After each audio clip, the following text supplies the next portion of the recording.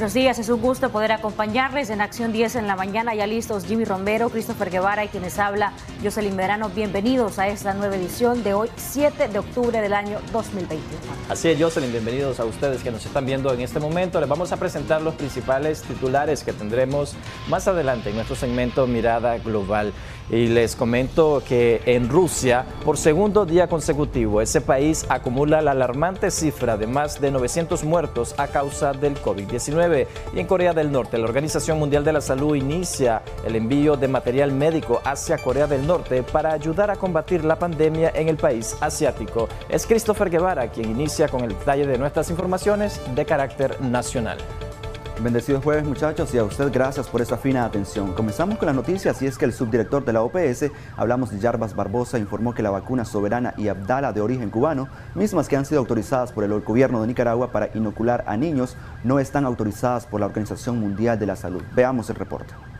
La decisión de aprobar el uso de emergencia de una vacuna contra el COVID-19 es decisión soberana de cada autoridad sanitaria de cada país que hace la evaluación de los documentos presentados por los productores para autorizar la vacuna.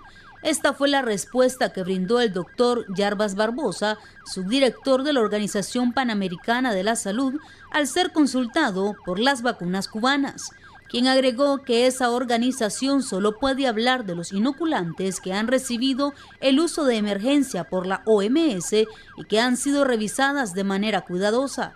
Afirmó que de momento las vacunas que han sido autorizadas por la OMS para la aplicación en niños son las de fabricación estadounidense Pfizer y Moderna. La decisión de autorizar una vacuna en un país es una decisión soberana de la autoridad sanitaria, de la autoridad de salud, de la autoridad de regulación de cada país. La OPS no hace autorización para los países. Entonces, cada país tiene sus autoridades. Yo ya mencioné ANMAT de Argentina, ya mencioné COFEPRIS de México, SECMED de Cuba, todas las tres son autoridades de referencia, incluso regionales. Entonces, cada país hace la evaluación de los documentos presentados por los productores para autorizar la vacuna. Para la OPS, para las compras que se hacen por el fondo rotatorio de la OPS, es que nosotros no utilizamos ninguna autoridad nacional, no utilizamos de América Latina o de América del Norte, de Canadá o de Europa. Nosotros solo utilizamos las evaluaciones que hacen el equipo de precalificación de la OMS. No es que puedan ser malas o buenas, simplesmente que não podemos falar sobre o que não revisamos de maneira cuidadosa, que nossos colegas de Ginebra não han revisado. E, de novo, a decisão é de cada país. De nossa parte, temos como vacunas autorizadas por la OMS para uso em niños e adolescentes, hasta agora, solo a vacuna de Pfizer e de Moderna. As outras estão bajo revisión. Sobre la vacuna Soberana, que ha sido autorizada por el Ministerio de Salud en Nicaragua para aplicarse en menores de edad, Barbosa dijo que ellos han llamado a Cuba para que participe en el proceso de precalificación de la OMS y que ya se ha sostenido una reunión con los fabricantes del inoculante. Sobre la vacuna de Soberana, nosotros estamos apoyando a Cuba para que participe en el proceso de precalificación de la OMS. Já tivemos uma reunião com o equipo de OMS, os produtores de la vacuna. Vamos atender outras reuniões porque nosso interesse é que todas as vacunas puedan participar no processo de la OMS para receber a autorização de uso de emergência, porque isso vai ampliar a oferta de vacunas que podemos comprar por el fondo rotatorio. El doctor Jarbas Barbosa dijo que la organización trabaja con el gobierno de Nicaragua para tener más acceso a las vacunas contra el COVID-19 y se espera que 223,000 dosis de Pfizer lleguen a Nicaragua en los próximos días. Segundo, também nessa pergunta, onde se habla de Nicaragua. Nicaragua, estamos trabalhando muito com o governo de Nicaragua para ter mais acesso para vacunas em Nicaragua. Nicarágua deve receber ao redor de 223 mil doses de Pfizer a princípio da próxima semana e outras 81.900 doses de Pfizer no mês de outubro. E também estamos trabalhando com as donações para Nicarágua, que se fizeram através de COVAX. E no caso de Nicarágua, há uma donação de Espanha de 625.920 doses de vacuna de AstraZeneca, que estamos também trabalhando para acelerar o proceso de chegada dessas vacunas a Nicaragua. La OPS afirma que gracias a los esfuerzos de países centroamericanos ha sido posible demostrar circulación de variantes de preocupación como Alfa, Gamma y Delta en América Central. María Esther Ordóñez, Acción 10. La vicemandataria Rosario Murillo anunció que llegarán al país más de 1 millón de dosis de vacunas contra la COVID-19 donadas a través del mecanismo COVAX por la OPS, OMS y otros países. 1.402.090 dosis de vacuna a través del mecanismo COVAX recibirá Nicaragua a mediados del mes de octubre por parte de los organismos internacionales de la salud, OPS y OMS, así como de los países Canadá y España. Así lo anunció en la intervención acostumbrada del mediodía la vicepresidenta Rosario Murillo. 233.470 Pfizer el lunes 11 y luego 81.900 adicionales también de Pfizer, mecanismo COVAX. Muy agradecidos por todas las gestiones que se realizan a los países que donan y estamos esperando, según los anuncios que se nos han hecho, la llegada de 625.900 dosis de vacunas de AstraZeneca también donadas por España. Agradecemos profundamente y esto a través del mecanismo COVAX. Desde el mecanismo COVAX también Canadá ha donado 326.400 dosis de AstraZeneca que esperamos recibir a mediados de este mes de octubre. O sea que estamos pendientes de recibir 1.402.090 dosis a través de esos mecanismos. Acerca de las vacunas cubanas, la vicemandataria se refirió a la reunión semanal que realiza la OPS, donde se mencionó el proceso de precalificación de los inoculantes cubanos. En esa reunión recibió preguntas la doctora Etienne, el doctor Barbosa sobre las vacunas cubanas. Ellos están en un proceso, dicen ellos, apoyando a Cuba para que concluya la precalificación de la OMS y puedan ser incluidas en el fondo rotatorio. Cada país soberanamente, dicen ellos, hacen las valoraciones y selecciones que estima conveniente. Es una decisión soberana de los países aplicar o adquirir o usar en sus jornadas de vacunación la vacuna. Al concluir su locución, Murillo señaló que Nicaragua, para salir adelante, no necesita de injerencismo extranjero. En Acción 10, Geraldine Domínguez.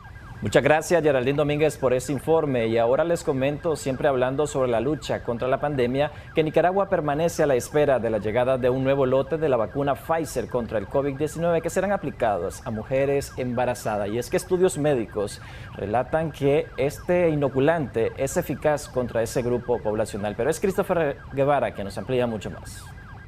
La Organización Panamericana de la Salud pidió vacunar a embarazadas y madres lactantes contra el COVID-19, subrayando las ventajas de la inmunización para proteger a mujeres y bebés durante la pandemia. Las mujeres embarazadas corren un mayor riesgo de tener complicaciones cuando se contagian de COVID-19 y aunque estén sanas, el propio embarazo les hace propensas a sufrir alguna de las complicaciones del virus y sus variantes, de manera que tienen más probabilidad de padecer un caso grave de COVID y de ser hospitalizadas. Cualquier enfermedad grave en el embarazo supone un riesgo para el pronóstico del embarazo.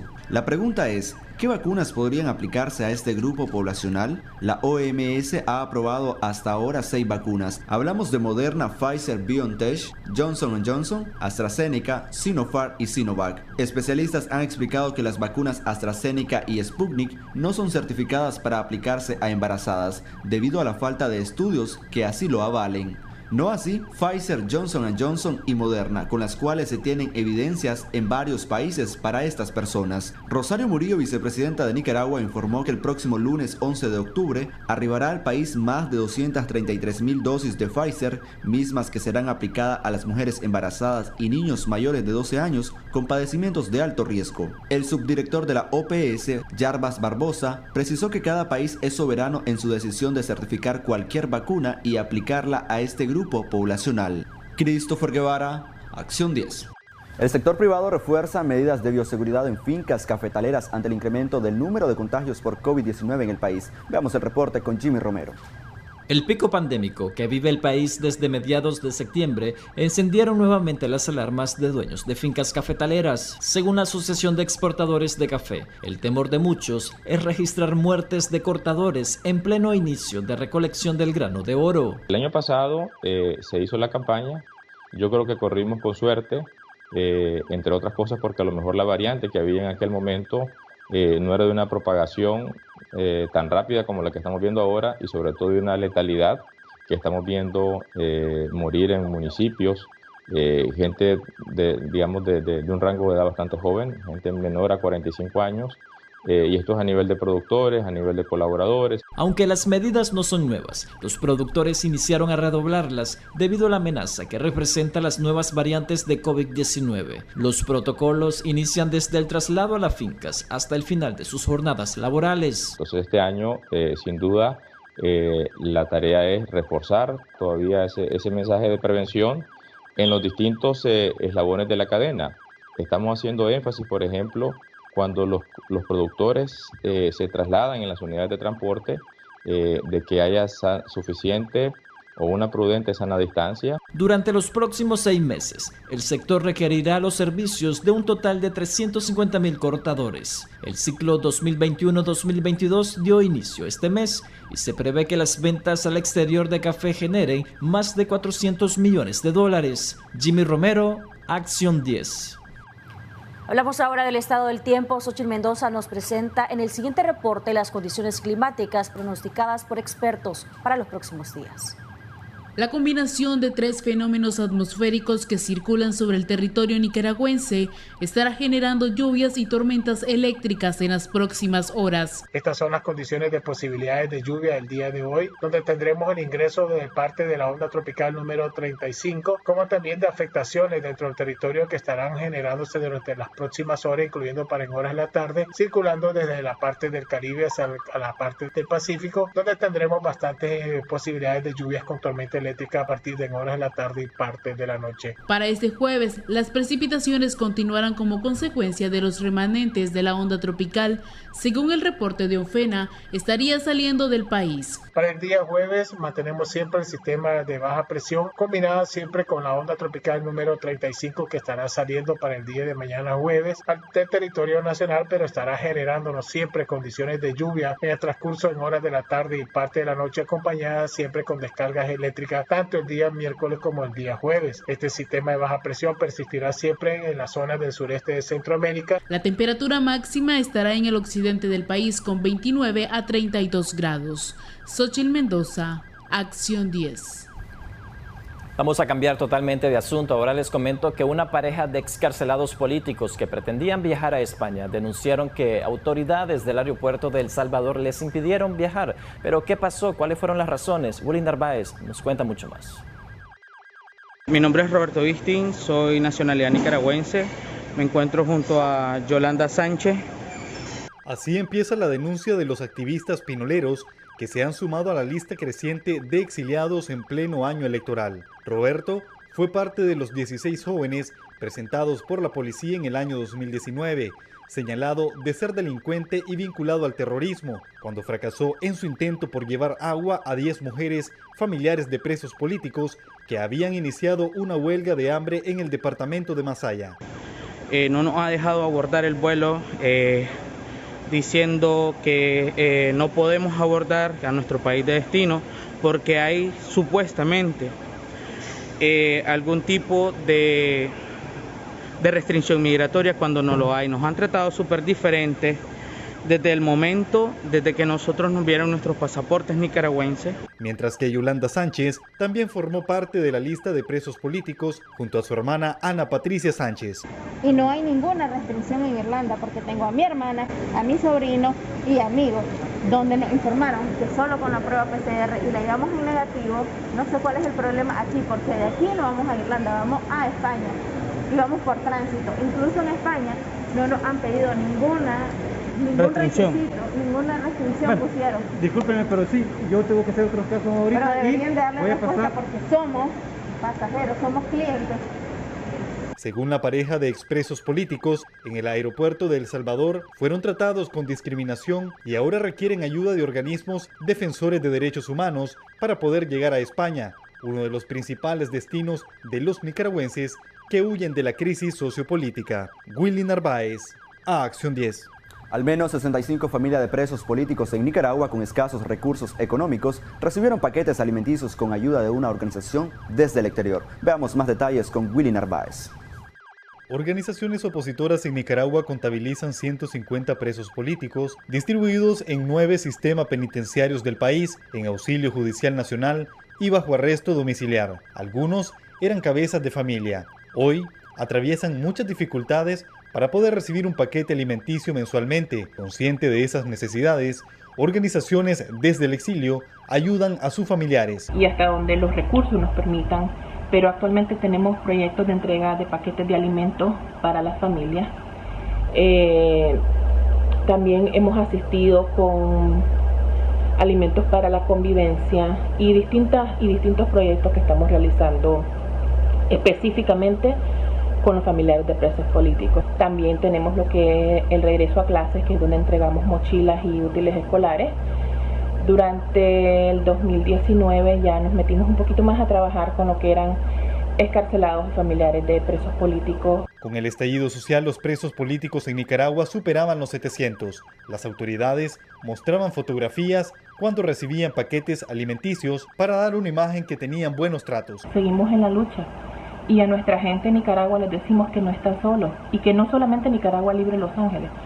Hay otras organizaciones desde afuera que están trabajando arduamente para poder aportar a la liberación de nuestro país. En cambio, con los más de 30 presos políticos en el Chipote, no se ha divulgado ninguna fotografía y sus familiares denuncian que no les permiten que les lleven alimentos, también que han perdido demasiado peso, además de supuestas torturas psicológicas. En cambio, el mandatario nicaragüense desmiente que sean presos políticos y asegura que se está juzgando a terroristas y no a vírgenes puras. Willy Narváez, a Acción 10.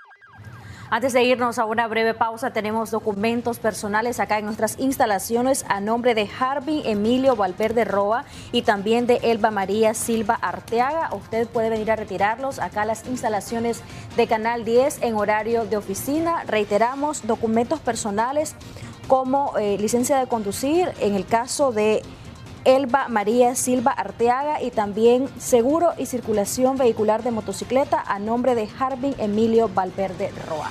Muchas gracias por sintonizarnos. Usted quédese con nosotros, ya regresamos después de estos breves mensajes. Circula en redes sociales información sobre un nuevo ataque a indígenas por parte de colonos, donde ya se reporta un fallecido y 3 personas desaparecidas. José Abraham Sánchez con el detalle de esa noticia. Circula en redes sociales que a menos de 2 meses de la masacre a 12 indígenas a manos de colonos en la Roca del Diablo, reserva forestal de Bozaguas, ocurrió este 4 de octubre otro ataque, propiamente en territorio Sauniás, Cerro Quimaguas, con el resultado del indígena muerto, Martiniano Macario, y 3 desaparecidos. Un poblador de la zona, quien solicitó no revelar su identidad, se refirió al respecto. Nosotros lo que estamos recibiendo la información es de que el lunes a las 2 de la tarde, un grupo armado atacaron a los hermanos que estaban trabajando en sus parcelas,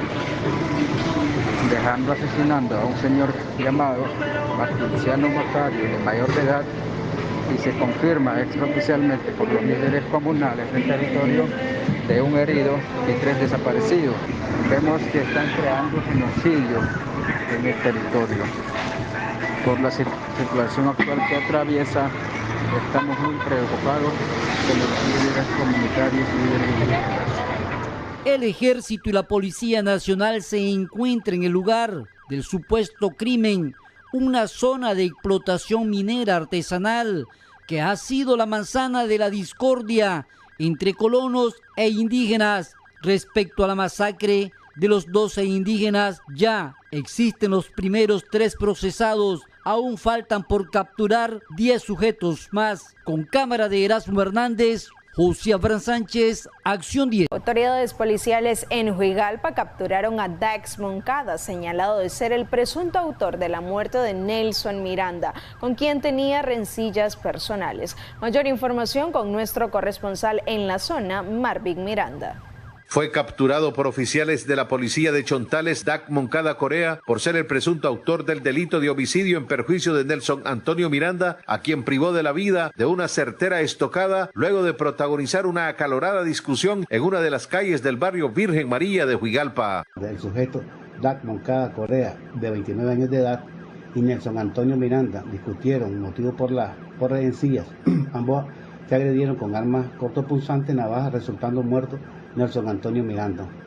Policía Nacional captura al delincuente Dax Moncada Corea ocupándole vestimenta con manchas hemáticas.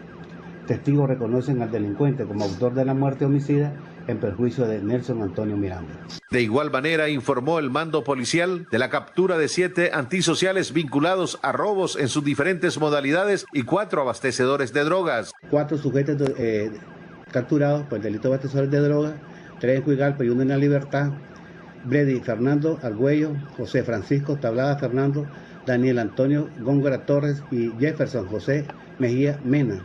La droga ocupada a los delincuentes, 30 gramos de cocaína, 60 gramos de marihuana. Las autoridades ejecutan planes dirigidos a fortalecer la seguridad ciudadana en Chontales. Les informó Marvin Antonio Miranda y Bonilla. Gracias por continuar en sintonía de su revista Acción 10 en la mañana. Continuando con más información, exportaciones de materia prima nicaragüenses vuelven a registrar cifras récord. Sin embargo, el sector tiene un gran reto si los precios de los productos, el mercado internacional vuelve a la baja. Jimmy Romero nos cuenta más en el siguiente reporte. En medio de los casos por las nuevas variantes de COVID-19, el comercio exterior en Nicaragua no se detiene. La Asociación de Productores y Exportadores registra de enero al 30 de septiembre un crecimiento de 19.9% en valor, mientras en volumen existe una caída de 10.5% por efecto de los huracanes Iota y Eta. Nicaragua nuevamente tiene un récord en sus exportaciones en el régimen definitivo, con un monto de 2.732 millones de dólares, lo cual equivale a un aumento del 19.9%. Es decir, que estamos hablando que se están exportando 453 millones de dólares por arriba de lo que se exportó en el año 2020.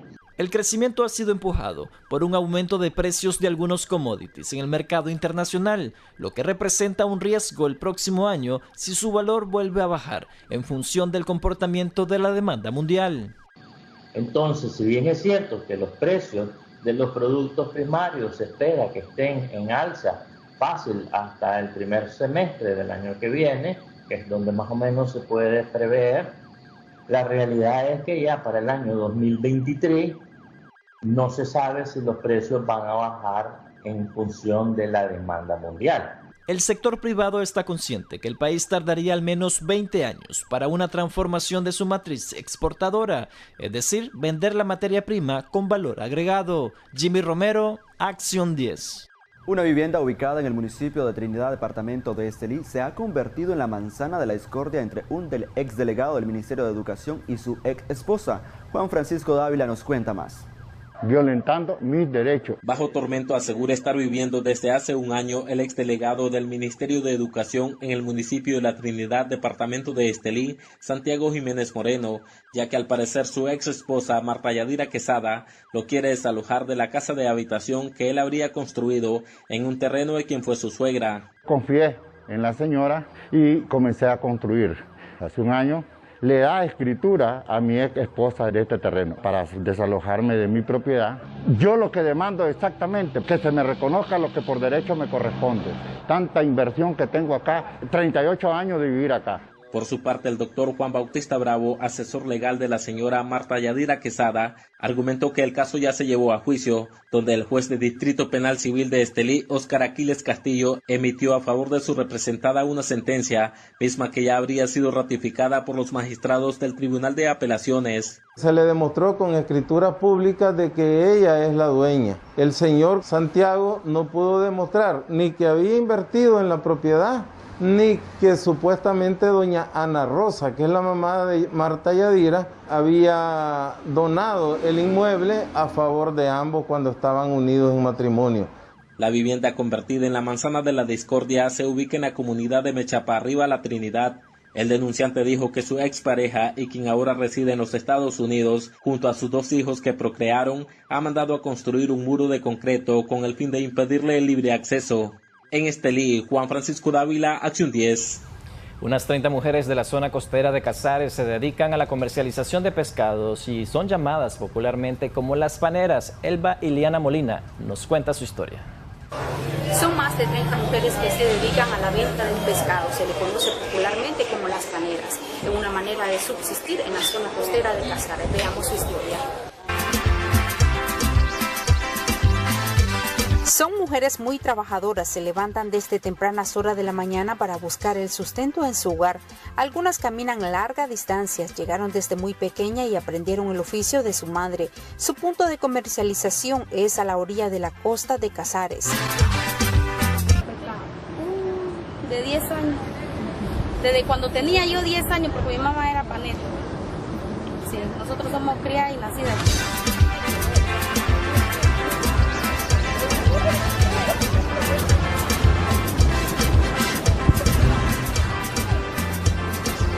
Aquí lo ponemos bajo una lancha ahí. ¿Ya tienen sus clientes? Pues sí, gracias a Dios sí tenemos. Están abriendo clientela. Mi mamá tenía bastante cliente y yo de ahí he agarrado todo. El cliente de ella nosotros lo tenemos. Claro, más o menos. Sí, porque la hermana mía y yo, las dos compramos pescado. Compran una buena cantidad de pescado y luego la comercializan a los clientes que frecuentan la zona costera de Carazo. Por curiosidad, algunos clientes preguntan por qué les llaman las paneras. Y es por ofrecer sus productos en pana, pero su rostro lo dice todo, porque la pesca y las ventas cada día se vuelven más difícil, dejándola muchas veces en deuda. Gracias por seguir con nosotros en Debates y Soluciones. Uno de los sectores que son muy importantes para toda la población en general es el sector de transporte selectivo. ¿Cómo está su situación acá en Managua? Justamente vamos a hablar de este tema, la situación económica que ellos están enfrentando y también cómo está la situación sanitaria ahora en el contexto de la pandemia de COVID-19. Don Vidal Almendares, presidente de Férico Taxi, ya nos acompaña esta mañana, Jimmy, para hablar a detalle de este tema y que nuestra audiencia también participe. Así es, Jocelyn, muchas gracias, don Vidal, por acompañarnos acá en Debates y Soluciones de Acción 10 en la mañana. ¿Cuál es actualmente la situación del sector selectivo? ¿Continúan los temas de contagios, fallecidos en comparación a los meses de marzo, abril, mayo, junio y julio del año pasado? Bueno, mira, creo que en primer lugar quiero agradecerle la oportunidad que me están dando tanto a vos, Jimmy, como a Jocelyn, de estar acá y poder pues informar de la situación que atraviesa el sector. Realmente la naturaleza, el funcionamiento del servicio tiene, por la forma en que se opera, un alto riesgo, pues, ¿verdad? Es decir, el sector nuestro, el nivel de riesgo es tanto como el sistema de salud, porque estás directamente vinculado con la población. Y eso efectivamente nos permite pues al sector entender de que estamos en una situación muy peligrosa. Debo decirte de que en relación a la primera oleada que hubo, ¿verdad?, del tema del COVID, en esta nueva etapa ha habido más cantidad de compañeros afectados, más compañeros hospitalizados en condiciones de gravedad, ¿verdad? Y inclusive han habido decesos de muchos compañeros, inclusive miembros de nuestro Consejo de Administración, algunos inclusive del área también administrativa han salido afectados. Entonces, sí, efectivamente ha habido un incremento, a pesar de que se mantienen las medidas de bioseguridad Si ustedes salen a las calles, ven que la inmensa mayoría de los compañeros taxistas andan con sus mascarillas, andan con el alcohol, andan tomándose las medidas de prevención. Sin embargo, esa relación tan cercana, tan así, pues evidentemente te expone, ¿verdad? Porque yo veo que los médicos también toman todas sus medidas de prevención, sin embargo hay una gran cantidad de médicos afectados. ¿Cómo está en cuanto a la vacunación? ¿Han logrado vacunarse parte de sus agremiados? Sabemos que Fenicotaxi pues no es lo único en el gremio de taxistas en Managua, pero del gremio de ustedes, de los que están dentro del Fenicotaxi, ¿qué tanto se han vacunado? Bueno, esta es una cuestión de responsabilidad individual, ¿verdad? La federación como tal no puede obligar a los compañeros a que hagan lo que hemos estado haciendo nosotros, es una campaña de motivación. Nosotros tenemos un programa radial y en el programa estamos instando a los compañeros. Tenemos conocimiento que una gran cantidad de personas han estado yendo a vacunarse.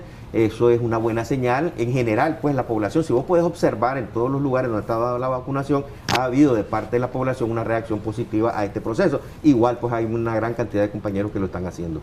Vamos a recibir llamadas al 2222-7808. Vamos a colocar nuestros números en pantalla. Si usted tiene alguna consulta que hacerle a don Vidal o algún comentario respecto al tema, es el momento que lo haga, sea usted usuario del transporte selectivo o sea también un cadete de taxi, como popularmente se le llama a los conductores que prestan este servicio, o un propietario de una unidad de taxi acá en la capital. De igual manera les recordamos que puede comentar nuestra publicación, nuestro en vivo en nuestras redes sociales. Recuerde que nos encuentra en Facebook como Canal 10 Nicaragua y ahí estamos transmitiendo en vivo y podemos leer sus comentarios o sus preguntas. ¿Cómo está trabajando Fenicotaxi en el tema de la coordinación de la legalidad de los taxis y también en cuanto a la cantidad de multas del IRTRANMA? ¿Qué opinan del trabajo que está haciendo el IRTRANMA? Pero hay una llamada antes, don Vidal. Buenos días, ¿cuál es su consulta? Buenos días. Sí, buenos días, le escuchamos. Buenos días, Jocelyn, muy buenos días. Buenos días. Bienvenido. Y el amigo.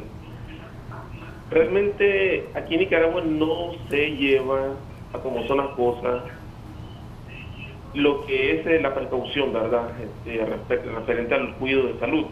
Para comenzar, las enfermeras en los buses las miramos que caminan sin protección y deberían dar el ejemplo. También vemos a diferentes, pues, a policías, etcétera, que deberían de dar el ejemplo.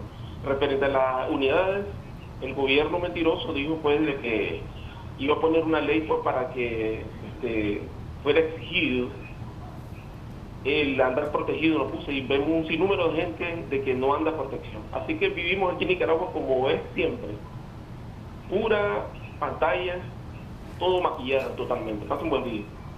Muchas gracias. Buen día también para usted. Ya don Vidal nos va a dar sus comentarios. Por acá hay comentarios también en nuestras redes sociales. En Facebook nos encuentra como Canal 10 Nicaragua. Nos dice Rolando Castillo, tratan con desprecio a los taxistas en las tiendas y dicen que los cuidan o se cuidan hasta por un descuento, te tratan mal. Nos dicen también, solo les importan sus ingresos. Hay sectores donde no nos permite la policía o algunos comercios donde no nos permiten trabajar y así se hace más difícil nuestra situación. El sector taxi era un sector de lucha para que los combustibles no aumentaran, nos dice Eric Galeano, pero tienen compromisos con él. Imagino se refiere al Poder Ejecutivo, a la administración actual. Ya nos va a dar usted sus comentarios. Jocelyn Vidal, hay otra llamada telefónica. Muy buenos días. ¿Cuál es su consulta o aporte al tema que estamos abordando el día de hoy? Escuchamos. Sí, buenos días. Buenos días. Sí, buenos días. Díganos. Fíjese que yo soy una persona del occidente y viajo frecuentemente en transporte público, ¿no? Lo que dice el compañero, pues, que habló hace rato, pues, tiene razón, pues las unidades, unas te exigen una mascarilla y te echan alcohol en las manos y todo eso, pues.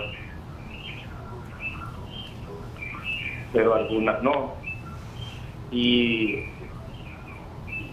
lo otro es que si nosotros mismos no hacemos conciencia, no vamos a poder parar la contaminación del virus, pues. Pero sí, yo digo algo, muchos dicen el gobierno no hace nada, pero nosotros mismos somos los que tenemos que hacer por nuestra salud, por nuestra familia, porque El gobierno no está en tu casa, el gobierno no está diario fiscalizándote a vos mismo para que vos tengas conciencia. Entonces, aquí es conciencia de uno mismo para poder llevar a cabo lo de la mascarilla, el alcohol, la desinfectación de uno mismo. Muchas gracias por su comentario, estimado amigo televidente. Y dentro de los comentarios nos decían del alza de los combustibles, de los nexos que el sector taxis puede tener con la actual administración y de que cómo están viendo ese tema, entre otros comentarios que dábamos lectura, Vidal.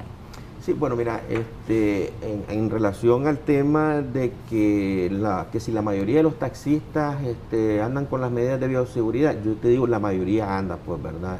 Eso no es maquillaje, vos lo puedes ver en las calles. Siempre habrán sus excepciones de algunos casos, pues, porque alguien mencionaba que miró a algún taxista que no andaba con la mascarilla, qué sé yo. En este sentido, yo creo que lo primero que debemos de entender es que la responsabilidad es individual. Y ahí el usuario debe también actuar. Si viera a un taxista sin mascarilla, tal vez no montarse.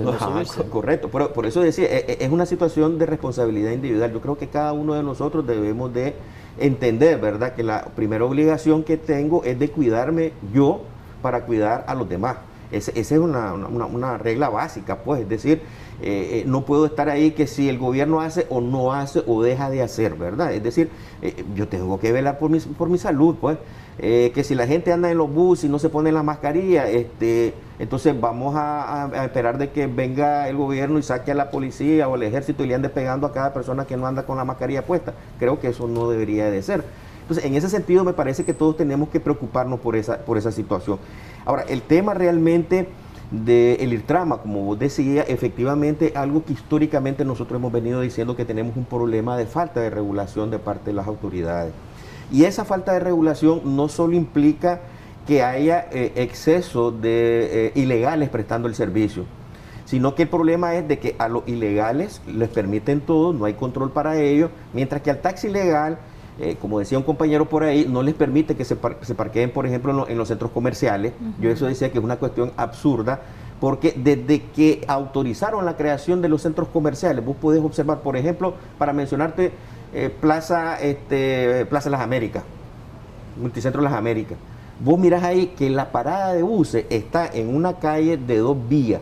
Entonces vos tenés un bus aquí y vos tenés un bus aquí parado. No hay condiciones, no hay bahía, no hay nada. Entonces queda bloqueada totalmente la calle. Igual los taxis se parquean ahí porque son lugares donde efectivamente se produce, ¿verdad?, pasajero, que es lo que anda haciendo el taxista, buscando cómo movilizar. Pero nos comentaba alguien acá que si se estacionan ahí por mucho tiempo les multan. Sí, exactamente, eso es lo que te digo, ¿verdad? Pero el ilegal se parquea donde quiere, en los hospitales, en los super, donde sea, ¿verdad? Y entonces no hay control de parte de ellos. Entonces ese es el sentimiento que hay de los taxistas. Entonces la gente dice, hay una cacería al ser legal, es decir, aquí es pecado ser legal, es mejor ser ilegal, porque entonces a mí no me están controlando. Ese es un sentimiento que hay en el sector, y eso lo venimos denunciando desde hace mucho tiempo nosotros, que tenemos esa deficiencia de parte de las autoridades. Como sector selectivo, ¿han cuantificado cuántos son las unidades que están operando de forma ilegal y cuántas son las unidades que están operando de forma legal en los 2 turnos? Mira, antes de que se diera toda esta situación, Reinaldo Bermúdez, que es el tesorero nuestro y presidente de Único Tacma, junto con un equipo nuestro, había hecho un trabajo de ubicación. Habían 90 y pico de puntos donde los taxis legales se ubicaban. Había más de 2.000 taxis ilegales. Evidentemente que con esto de la pandemia y toda esta situación ha habido una disminución de esta situación, porque el flujo de pasajeros ha disminuido, que ese es uno de los problemas que está enfrentando el sector, ¿verdad? Entonces, lo que te quiero decir es que así tenemos un problema en el tema de la regulación, y esta falta de regulación implica también una disminución de la calidad del servicio, porque no solo es, desde que yo voy a autorizar la construcción de un centro comercial, debo de pensar, yo no sé los ingenieros que autorizaron eso, hombre, aquí vos en centro comercial me tenés que dar una vajilla para buses, aquí me tenés que dar una vajilla para taxis, porque de aquí van a salir pasajeros, tanto para los buses como para los taxis. Tengo más comentarios, me gustaría leérselos porque aún no ha usted contestado, no ha llegado al momento, ¿verdad?, de contestar esa parte del combustible. Correcto. Entonces, en esa misma dirección van algunos comentarios, por eso quiero leérselo antes de su respuesta. Buenos días, mi opinión es que deberían de exigir la mascarilla en las vías públicas, en los transportes públicos y taxis, que el chofer sea el principal en usarlas. Rolando Castillo nos dice, los nexos, las exoneraciones las venden a los grandes, pero es negocio de ellos. Nos dicen por acá Guillermo Cruz, ¿por qué antes el sector taxista, cuando habían alzas en otros gobiernos, este sector se alzaba en huelga, hacía plantones, y ahora toma una actitud pasiva como si no les afecta. Es lo que nos comenta Guillermo Cross. Rolando Castillo nos dice, no les interesan los taxistas, solo velan por ellos, venden exoneraciones para que otras compañías traigan sus repuestos exonerados y ellos se llevan el dinero de los otros. Nos dice por acá Apóstol Pablo, así es el perfil del cual nos comentan, ya estamos grandes, el gobierno no les va a poner un vigilante a cada uno. También nos dice Jennifer Paz por acá, ¿qué pasa con el sector de transporte en San Benito? Aquí no respetan las leyes de tránsito, las mototaxis hacen lo que quieran, los jefes de las cooperativas de este transporte no exigen que sus cadetes anden en regla sus permisos y licencias. Así que quizá nos da algunos comentarios generales respecto a eso, Vidal.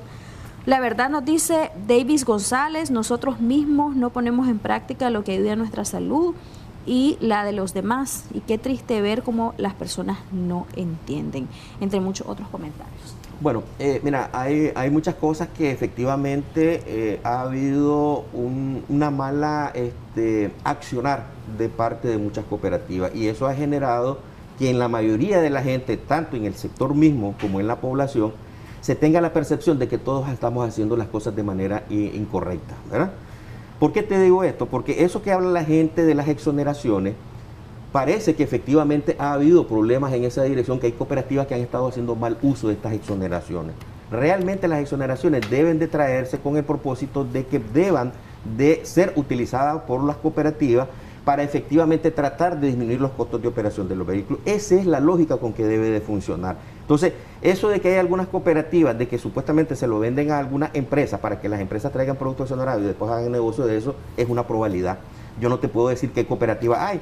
El gobierno tiene mecanismos de control. Por ejemplo, hace un año atrás, la Dirección General de Aduanas anduvo inspeccionando una gran cantidad de cooperativas para verificar que se estaba haciendo un buen uso de las exoneraciones. Yo te puedo responder por las cooperativas nuestras. Es decir, nosotros aquí sí traemos las exoneraciones y las traemos nosotros, no las traemos a través de terceros, no las traemos a través de empresas. Y eso, efectivamente, tenemos un control donde nosotros tenemos un carnet, ¿verdad?, que tiene cada socio de la cooperativa que tiene su plan y que tiene derecho a exoneración, porque hay productos que son exonerables y hay productos que no son exonerables. Ejemplo, los lubricantes no son exonerables. O sea, los aditivos no son exonerables, son ciertos productos que hay una lista que permite la exoneración. Nosotros traemos los productos porque nosotros hemos trabajado con las cooperativas nuestras, con las uniones nuestras, un proyecto en el cual hemos juntado recursos para poder traer productos en contenedores, porque si vos venís y una cooperativa, por ejemplo, le asignan 200, 300 llantas al año por la cantidad de vehículos que tiene esa cooperativa, no va a poder hacer una importación para poder negociar un buen precio. ¿Por qué no lo puede hacer? Porque efectivamente un contenedor de llantas te puede andar entre 1.500 y 1.700 llantas, un contenedor, y ahí la cooperativa solo tiene derecho a 300, no puede negociar nada. Entonces, nosotros sí lo estamos haciendo. ¿Existe la probabilidad que otros estén haciendo otra cosa? Sí existe la probabilidad, yo no sé, pues ahí ya esa es una tarea del gobierno, de la supervisión y revisión. Sinceramente eso no nos compete a nosotros. Nosotros lo que hacemos es llevar nuestros registros y nuestros controles, y debo decirte que nosotros emitimos, y te voy a dar el ejemplo, unos carnets magnéticos. Cada compañero nuestro, de las cooperativas nuestras que están asociados, tienen un carnet que tiene un nivel de seguridad, Jocelyn, y aquí está el carnet, como las tarjetas de crédito, la puedes ver. Ese carnet lo tiene cada uno de los socios de las cooperativas que tienen autorización. Entonces hay una cantidad asignada de llantas y repuestos para ese carnet. Una vez que lo agota, ya el carnet no le da más probabilidad de hacer. Adicionalmente, como nosotros comercializamos productos, tiene un descuento, pues para los socios nuestros tiene un descuento especial, por supuesto. También lo hacemos con el público. La parte del público, evidentemente que se hacen las retenciones respectivas del IVA y también se hacen los pagos de IR respectivos. Entonces, aquí me parece que efectivamente la gente tiene ese concepto, porque sí debe ser que se hayan dado muchas irregularidades, pero se están dando en otras cooperativas. En las nuestras tenemos este nivel de control. Es decir, este carnet, por el nivel de seguridad que tiene, ¿verdad?, no puede ser utilizado por otra persona que no sea el de la cooperativa, que es el que tiene la asignación. En el caso del tema del combustible, Vidal, en el caso del tema del combustible. Ok, en el tema del combustible, también ahí se habla de nexos. A ver, no sé pues qué nexos podamos tener cuando la gasolinera nuestra es independiente, ¿verdad? La gasolinera nuestra no es de Petronic, no es de la UNO, no es de la Puma, es una gasolinera nuestra, es un proyecto que la gente nuestra invirtió compramos esa gasolinera, remodelamos esa gasolinera. Pero sí les afectan los incrementos Entonces, del costo del combustible. Sí, es que, a ver, nosotros somos un distribuidor final, nosotros no ponemos el precio, lo ponen las petroleras y eso se Entonces, mueve. la duda de la gente es que si de igual manera, aunque tengan su propia gasolinera, les está afectando el incremento en el precio del combustible, la duda es qué acciones están tomando. Es que nosotros no podemos regular el combustible, el combustible lo regula quienes hacen las De eso importaciones de estamos combustible. claros, pero la gente se refería a acciones de presión, y no es que yo tenga un interés personal, pero cumplo con preguntar lo que la gente desea saber. Es que eso depende, mira, la inmensa mayoría quieren que otros salgan a hacer el trabajo de ellos, ¿verdad? Las cooperativas nuestras, nosotros tenemos nuestros mecanismos, nos reunimos, y cuando la gente nuestra toma alguna determinación, tomamos el acuerdo, no es que se le ocurrió a Reinaldo, a Vidal o a Julano que vamos a hacer estas cuestiones. Entonces la gente siente que en este momento no hay condiciones para movilización, porque la inmensa mayoría no lo quiere hacer, quieren que lo hagamos nosotros. Mira, en Nicaragua hay tres, yo quiero aclararte esto, hay 3 federaciones de taxi. La única que permanentemente está públicamente diciendo tenemos problemas con las autoridades, tenemos problemas con el combustible, tenemos problemas de costo, hacemos propuestas y esas cuestiones somos nosotros. Pero y las otras 2 federaciones que existen, ¿qué hacen? La gente no le reclama y lamentablemente muchas veces en las cooperativas de taxi, algunos taxistas nos reclaman a nosotros y son miembros de la otra federación. O sea, nosotros discutimos estas cosas con nuestros afiliados, no podemos obligar a los demás. Vidal, esa pasividad que se ha visto en las calles desde el actual gobierno, ¿cómo se ha traducido en las oficinas de Iltrama o otras autoridades competentes? ¿Hay cartas de protesta, inconformidades con algunas acciones que van en contra del sector selectivo? Quiero recordarte una cuestión, y yo no sé si ustedes tienen todavía la memoria fresca. Cuando se estaba la situación del 2018, esta federación hizo una movilización para presentar una serie de demandas de problemas de regulación. Es decir, nosotros no hacemos demandas políticas, nosotros hacemos demandas empresariales, porque nosotros estamos planteando la problemática que hay.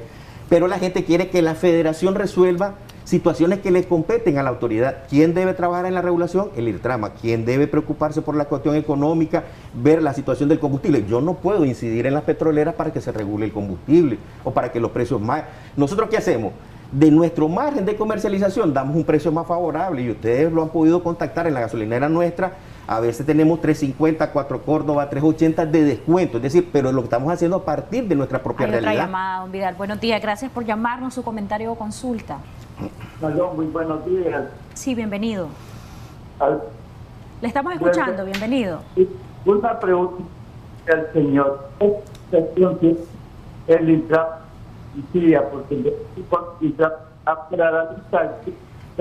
porque tenemos problemas, fíjese, con su comunicación. Quizá hay problemas de red, se mueve del lugar donde está un poquito, porque se escucha, pero interrumpida, entrecortada. ¿Aló? Sí, continúe. Es que quería saber que por qué la policía se pone con el Intrama a parar. Si no te muerde el del Intrama, te muerde la policía. ¿Qué han permitido ustedes eso? Porque la policía quiere que la ven conjunto para agarrar y no para el delito. Y si no te agarra el delito, viene y nomás la policía te clava. Ustedes han hecho para eso. Okay, muchas gracias. ¿Usted es de acá de Managua? ¿Es taxista? Managua, sí, de Managua, sí.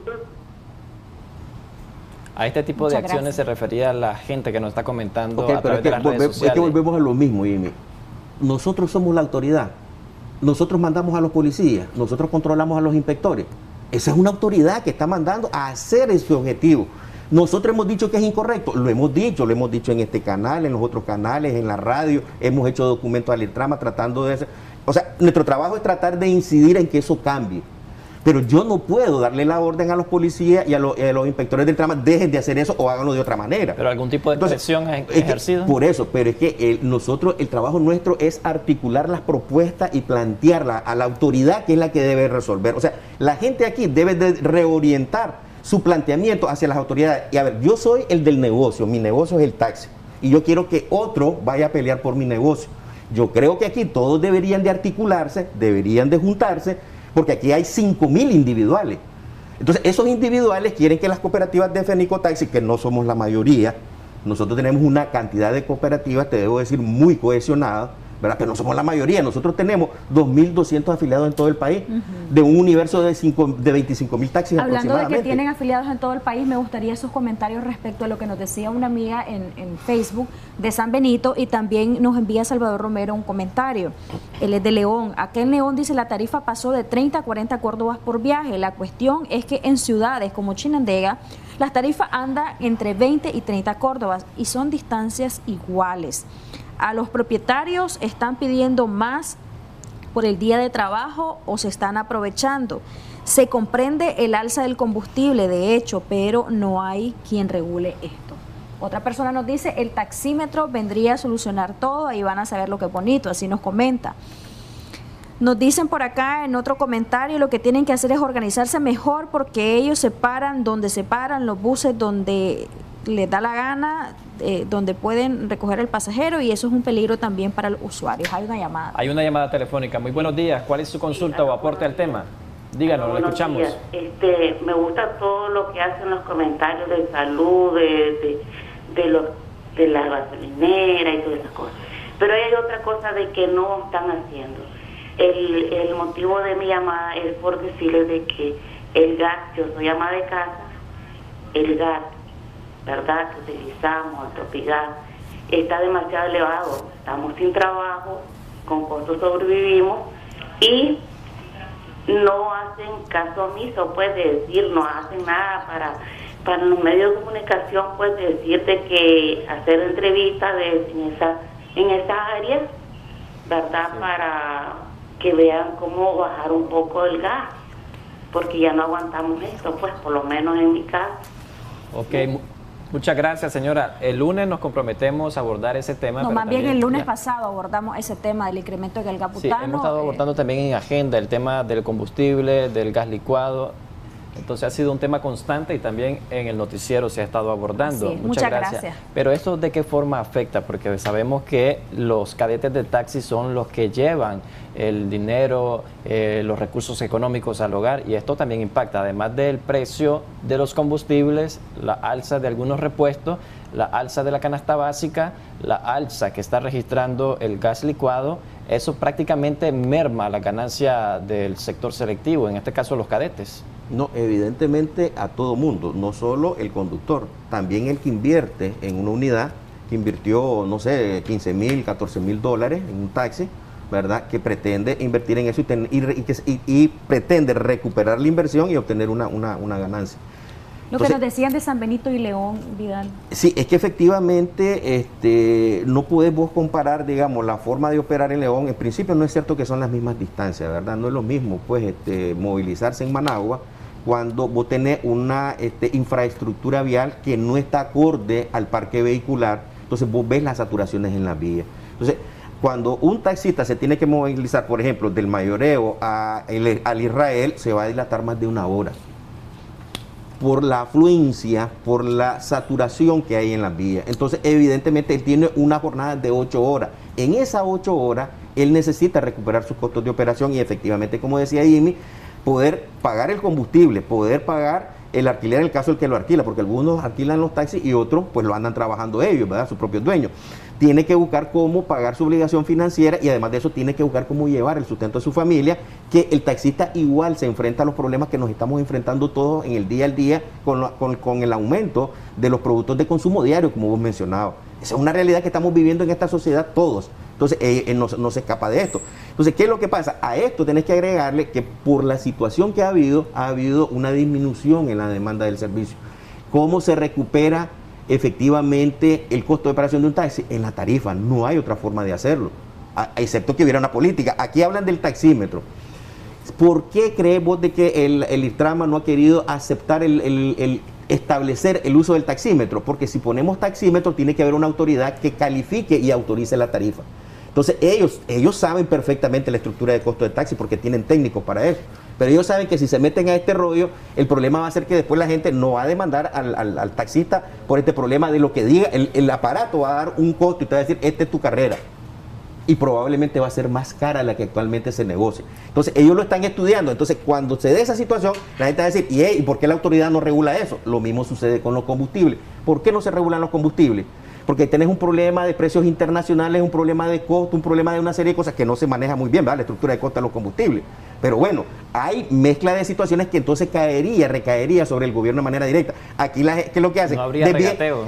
No, es que desviamos la atención y decimos, bueno, es que el problema es de que las petroleras lo manejan. Bueno, no, es que el problema es que son los taxistas. Bueno, porque tenés el caso del transporte urbano. ¿Vos crees que el transporte urbano realmente cuesta $2.50? No cuesta $2.50. Hay un subsidio de por medio, ¿verdad? Es decir, esa estructura de costo evidentemente es alta porque los buses son caros, el combustible también es caro, pero ellos tienen unas condiciones favorables. Entonces, esa es la realidad del por qué no se ha querido hacer, pero esto del taxismo nosotros lo hemos planteado, porque efectivamente con eso romperíamos con un mito sobre que la tarifa nuestra es cara.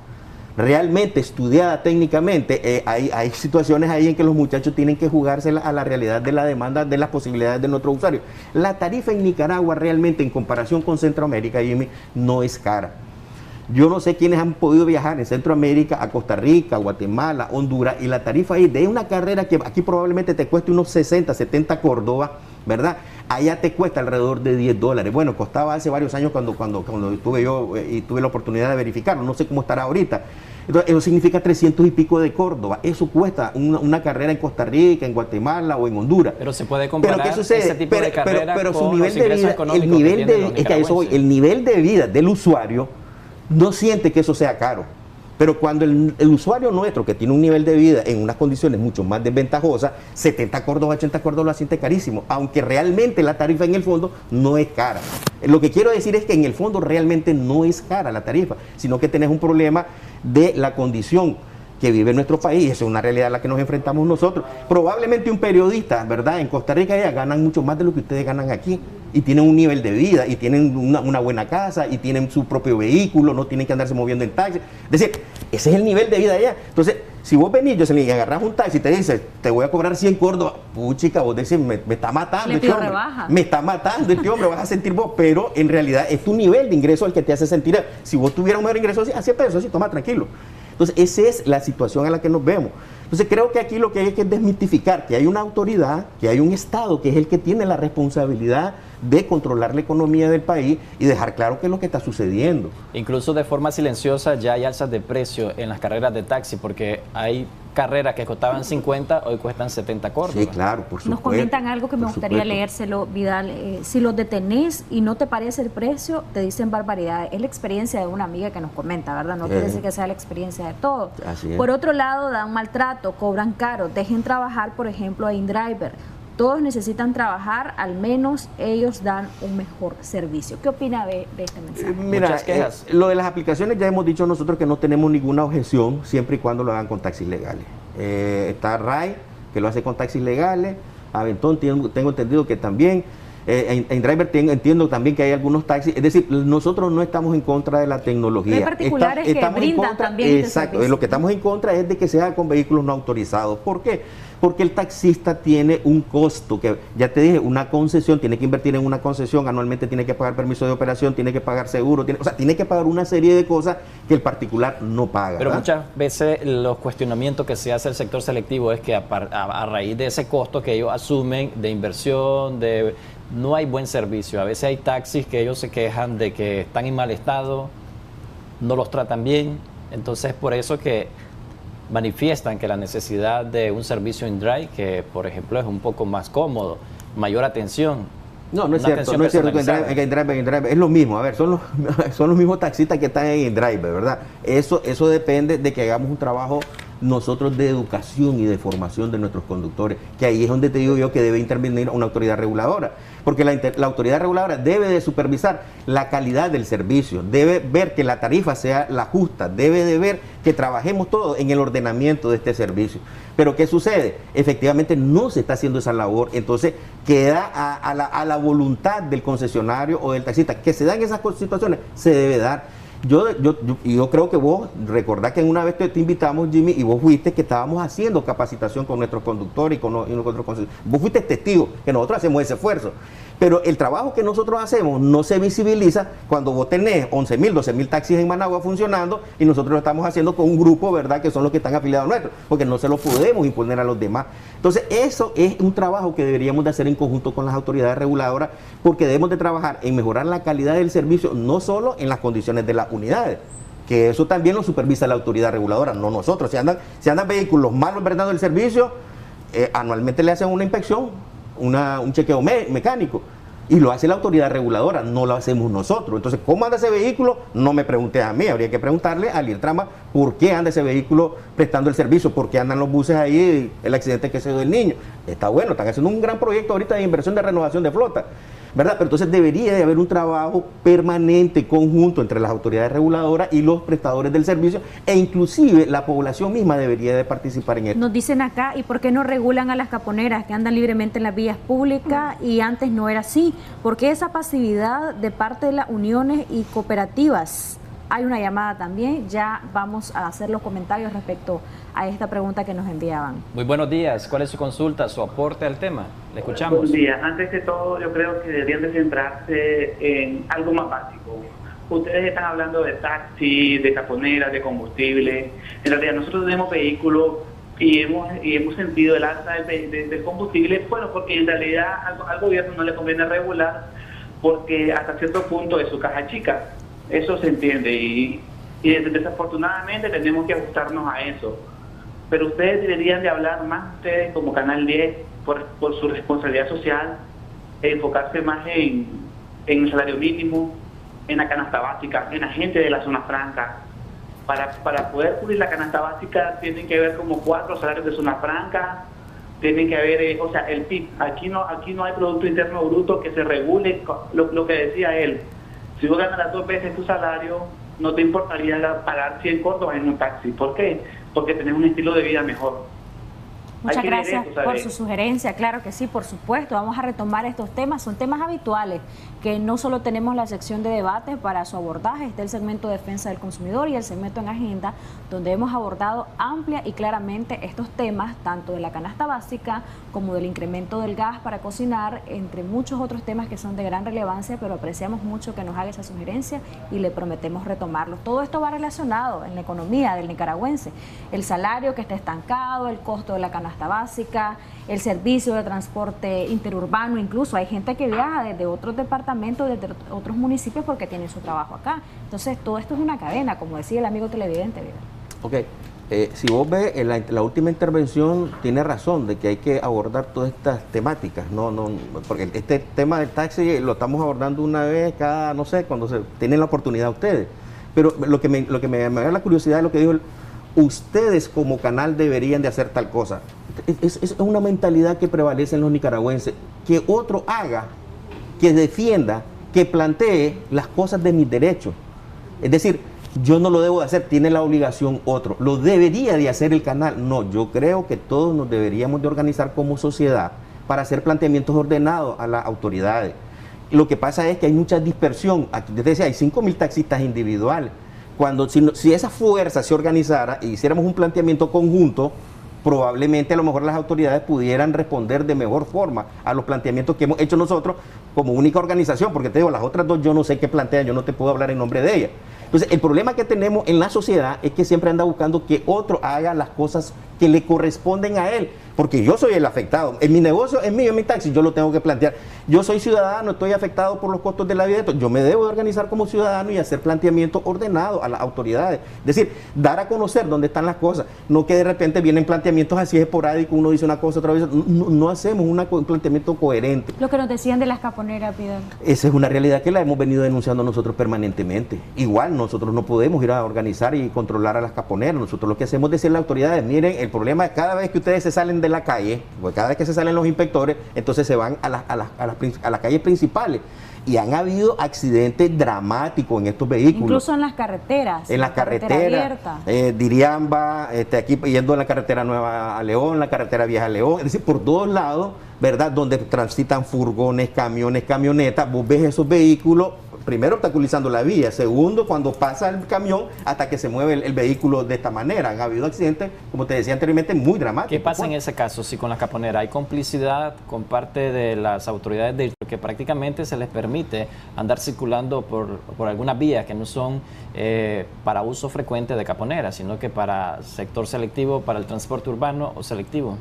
No sé, eso creo que lo tendría que responder el director del trama y además el viceministro de Transporte. Yo no puedo responder por las autoridades, ese es el problema, que aquí históricamente se nos quiere hacer que nosotros respondamos por el papel que debe ejercer. Yo te digo, esa es responsabilidad de ellos, yo no puedo ir a regularlo. ¿Qué hacemos nosotros? Decimos, eso es incorrecto, se pone en riesgo. Los días feriados, los días domingos, ahí andan las caponeras por todos lados porque no están los inspectores. Los días domingos se te meten por todos lados. Los días estos que fueron libres, los 10 días que dio el gobierno ahorita en septiembre, ahí no habían reguladores del IRTRAMA. Entonces por todos lados, hasta los taxis legales andaban fuera de turno. Es decir, era un desorden increíble. ¿Es responsabilidad nuestra eso? No, yo no puedo ir a regular eso como federación. Lo tiene que hacer una autoridad. Ahí está la policía, ahí está el IRTRAMA, ahí está el Ministerio de Transporte e Infraestructura. ¿Quién debe responder por eso? Son ellos, no yo. Pues verdad, no puedo meterme a responder por la responsabilidad de otro. Respecto a la pregunta que le hacía hace pocos minutos, hay un comentario de Sammy Oliva Bendaño. Dice, son completamente diferentes el servicio. Desde que salió Ray Nicaragua, no volví a ocupar taxis normales. La atención y la seguridad es totalmente distinto. En Nicaragua reina la corrupción y esos taxis son completamente horribles. Así se refieren al servicio que están ofreciendo actualmente. Sí, mira, en el caso de Ray Nicaragua, yo te puedo decir, tuve la oportunidad de ir a ver donde tienen ellos un centro de monitoreo. Entonces cuando vos pedís una carrera en un taxi de Ray, ellos dicen, bueno, Jimmy va de Metrocentro al Israel. Entonces tienen una ruta, tienen una tarifa prevista que te la hacen ver a través de la aplicación.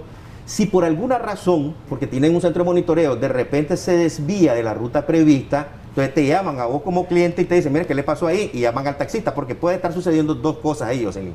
Uno, que puede ser de que un supuesto pasajero esté asaltando al taxista y lo esté llevando para otro lado, ¿verdad? O al revés, un supuesto taxista haciéndole una afectación a un usuario. Entonces a ambos los monitorean. Entonces, no, espérate, que hubo un accidente, tuve que desviarme de la vía, entonces, bueno, todo está normal. Entonces ellos te están dando seguridad, a las dos partes le están dando seguridad. En el caso de InDriver, esa aplicación no está en Nicaragua. Si algo sucede mal en InDriver, no hay donde ir a reclamarle. A los de Ray Nicaragua, ellos están ahí por Villa Fontana, frente a la iglesia que está ahí en Villa Fontana. Ahí están las instalaciones de Ray Nicaragua y vos tenés donde ir a reclamar, tenés a alguien que te responda por las cosas que suceden. En el caso de InDriver no, eso ni siquiera está en Nicaragua, ni sabemos quién maneja esa aplicación. Y en el caso del sector selectivo que opera de forma regular o normal, sin necesidad de aplicaciones móviles, ¿se ha vulnerado el tema de la seguridad? Porque muchas veces se ha escuchado asaltos en ese tipo de unidades.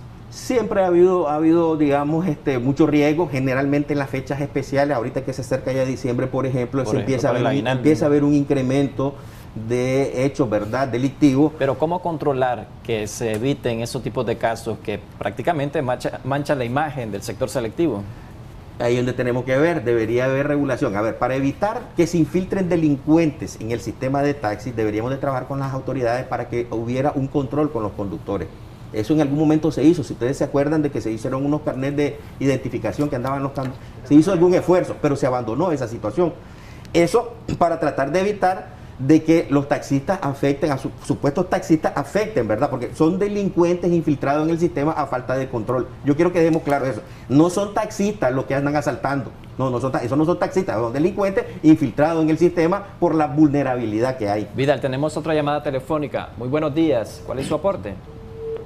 Bueno, se nos cayó la llamada telefónica. Entonces, ante la vulnerabilidad, entonces delincuentes se meten en el sistema. Igual en el caso del taxista que recibe... Pero el tema de la seguridad le correspondería a las autoridades de la Policía Nacional. ¿Perdón? El tema de la seguridad le correspondería mayor compromiso de las autoridades de la Policía Nacional, porque normalmente en esas fechas donde hay bastante circulante en el país, se delegan en algunas paradas policías para estar monitoreando la efectividad del sector selectivo, la movilidad de los pasajeros. ¿Solo en ese momento funciona o prácticamente el resto de los meses se queda abandonado? Sería como una coordinación interinstitucional quizá entre el policía y el trama. Hay una llamada así de... Buenos días, le escuchamos. Aló, buenos días. Su comentario, por favor, o su consulta referida al tema. Saludos. Bienvenido. Saludos a todos. Saludos también, bienvenido. El problema principal en este caso sería el combustible, ¿verdad? Porque si los precios altos no tuvieran el combustible, no pasara todo eso, ¿verdad? Y como decía ahí el invitado, si la gente reclama, ¿quién lo va a escuchar? No hay nadie que lo escuche, o sea, las voces quedan ahí en silencio y nadie escucha los problemas por la problemática del ciudadano. Muchas gracias y buenos días. Saludos. Muchas gracias a usted. Sí, bueno, no nos escuchan porque tenemos planteamientos esporádicos, insisto. Si vos te organizás, ¿verdad?, podés tener una forma más coherente de plantear las cosas a las autoridades. O sea, no necesariamente tenés que organizarte para ir a hacer un paro o un plantón, es para ir y demostrar que efectivamente hay una inconformidad por determinadas políticas o determinadas condiciones. Eso depende de cómo articules tu relación con las autoridades, pero si vos venís y hay planteamientos esporádicos por ahí a un grupo, aquí lo único que plantean problemas sobre el sector selectivo somos nosotros. Yo no he visto a nadie más, por eso es que no entiendo por qué nos reclaman a nosotros cuando permanentemente estamos en esa tarea, pues tratando de ver cómo encontramos soluciones a la problemática, como ustedes, ¿verdad?, en búsqueda de soluciones ahí están planteando diferentes temas. Pero al final vos no podés ir a regular, a obligar a INE que haga esto. Cada quien tiene su papel. Cada quien tiene su papel. El canal que hace articula a la ciudadanía con sus planteamientos para que se escuchen. Lo mismo hacemos nosotros porque no somos la autoridad. Entonces, creo que si en ese sentido estamos, digamos, bueno, es que nunca nos van a escuchar. No, hagamos el esfuerzo primero. No podemos pensar de que eso va a suceder si no hemos hecho el esfuerzo, pues, ¿verdad? El otro tema es que efectivamente el combustible tiene una situación que no solo afecta en la tarifa de taxi, afecta toda la economía. Cada vez que vos ves aquí, los frijoles suben, la carne sube. Es decir, aquí se habla de la tarifa de taxi, pero aquí vos tenés que bajar a los mercados y tenés que ir a pagar la libra de queso. Ya no hay libras de queso a 20 córdobas. Ya no hay libras de frijoles a 5 córdobas, 7 córdobas, ¿verdad? Es decir, no hay arroz a 3 córdobas, es decir, todo ha subido, la ropa. Es decir, ¿por qué? Porque el combustible tiene un efecto en toda la economía, ¿verdad? Cuando se mueve el combustible, se mueve todo. Y los salarios no necesariamente en la misma proporción, que ahí es donde se van creando, digamos, el abismo de diferencia entre la capacidad que tiene la gente para, digamos, poder pagar su pasaje, poder pagar sus productos básicos en relación a las condiciones de sus ingresos. ¿Cómo están trabajando, don Vidal, tanto para la satisfacción de los clientes en cuanto a las tarifas y al trato que dan los taxistas, pero también poniéndonos en los zapatos del taxista o del cadete, como popularmente se les llama? ¿Están trabajando por los derechos de ellos de cara, por ejemplo, que los propietarios de las unidades de taxi les pidan un costo justo por cada turno? Ayer yo le comentaba, abordé una unidad de taxi, me llevó hasta la terminal de buses y me refería que tiene que pagar 400 córdobas en el turno y que a veces se le dificulta y que hay días que solo le quedan 20 córdobas de ganancia. O sea, les cuesta demasiado el poder solventar tanto lo que debe pagar para el turno como la cantidad de dinero para sobrevivir con su familia. ¿Cómo están viendo ese tema? Es que tanto el conductor como el concesionario están atravesando una dificultad grave. ¿Cuánto te cuesta a vos el abono de un carro? Porque el conductor lo que ve es los 400 o 500 córdobas que tiene que dar del alquiler, ¿verdad? Multiplicarlo eso, no por 30 días, ¿verdad? Multiplicarlo por 28 porque no se trabaja 30 días de corrido, ¿verdad? Entonces, y el abono de un taxi anda por $300 o más. ¿Cuánto necesita el concesionario recibir para darle mantenimiento al carro y pagar la obligación financiera? Entonces, esas son cosas que efectivamente cada quien la siente a su manera porque es el que está viviendo el día a día. Entonces, claro, por el otro lado, el conductor siente que tiene dificultad para llevar el sustento a su familia. Es una realidad que estamos viviendo en nuestro país por una condición de la economía nuestra. O sea, no es cierto, pues, de que el concesionario se está volviendo multimillonario. Pero se debería quizá de renegociar ese precio de 400 córdobas.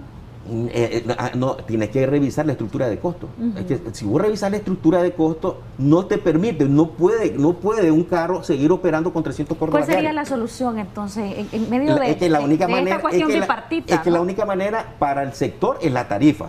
Para la población es tener mejores ingresos de su salario para poder cubrir esa tarifa. O sea, es una cuestión íntimamente vinculada, ¿verdad? Es decir, no hay manera, no podés cambiar el precio de las llantas porque las llantas no las producimos nosotros, las importamos, los repuestos, el combustible, todo esto son cosas que se importan y esa estructura de costo, cuando vos la pones en el taxi, te dicen, no podés alquilar este taxi en 300 córdobas, no hay posibilidad porque entonces el vehículo se va a deteriorar y no se va a reparar ni va a seguir operando. A la vuelta de unos meses el vehículo va a dejar de operar. Entonces, y el otro necesita también llevar el sustento a su familia. Entonces, ¿qué necesitamos nosotros? Un Estado que es el que tiene la responsabilidad de ver por la economía del país y articular a toda la sociedad en ver de qué manera funcionamos. O sea, estamos claros que mundialmente hay un problema, pero la única responsabilidad es que haya, ¿verdad?, un acuerdo entre todas las partes, ¿va?, para que se discutan estos temas a profundidad e encontrar soluciones. Pues no hay otra manera, Jocelyn. O sea, pensar de que lo va a solucionar los taxistas o el concesionario o solo o que la culpa la tiene el concesionario, o que la culpa la tiene el taxista, o que la culpa la tiene el gobierno, el Estado. No tiene la culpa el gobierno que hay este problema a los precios internacionales, pero tiene la obligación de articular a la nación. Porque recordemos que el gobierno es un facilitador de la economía, de políticas públicas, etcétera. Entonces, me gustaría que ya para concluir demos esa recomendación. Estamos de acuerdo, es decir, no hay manera de que un solo sector resuelva el problema. Esto es que se necesita a la nación trabajando, y quien debe articular la nación en función de eso es el Estado. Yo no estoy culpando al Estado de lo que está pasando, ni estoy culpando al gobierno. Yo sé que hay problemas mundiales, pero es su responsabilidad articular la nación. ¿De qué manera se podría hacer, por ejemplo? ¿Cuál sería esa recomendación suya en esa articulación? ¿Deberían haber reuniones? Vemos, por ejemplo, un ejemplo claro que es el salario mínimo, donde hay una comisión tripartita y cuesta que se pongan de acuerdo. Al final lo termina fijando el Ministerio del Trabajo, el salario mínimo. Entonces, ¿realmente podría darse una concertación en torno a estos temas tan sensibles para la población, que además del tema sanitario, el tema económico es lo que está preocupando grandemente a la ciudadanía nicaragüense? Hay que poner el dedo en la llaga, concertar, articular a la nación, en que cada segmento, cada sector empiece a trabajar junto con la autoridad reguladora, porque cada segmento de la sociedad tiene una autoridad reguladora. Entonces, si logramos que el país entre a un diálogo permanente, a una concertación, y trabajemos en función de políticas de nación, vamos a encontrar la forma de amortiguar un poco el problema. ¿Solucionarlo totalmente? No lo creo, pues, porque es un problema mundial. Insisto, no es culpa del gobierno que se estén dando las cosas mundialmente, pero sí es su responsabilidad tratar de articular la nación. Muchas gracias, don Vidal, por acompañarnos. Siempre a la orden. Siempre bienvenido. Bueno, de esta manera vamos a hacer una pausa comercial. Ya regresamos con más de Acción 10 en la mañana. Así es, muchísimas gracias, Daniela Rodríguez. Hoy en nuestro segmento Consulta con el especialista vamos a hablar de neuropatía diabética. Ya se encuentra con nosotros vía Skype el doctor Javier Bravo para abordar ese tema. Él es médico diabetólogo. Recuerde que usted puede participar con nosotros y ganar consultas gratuitas con nuestro médico esta mañana. Doctor, buenos días, gracias por estar con nosotros. Sí, buenos días.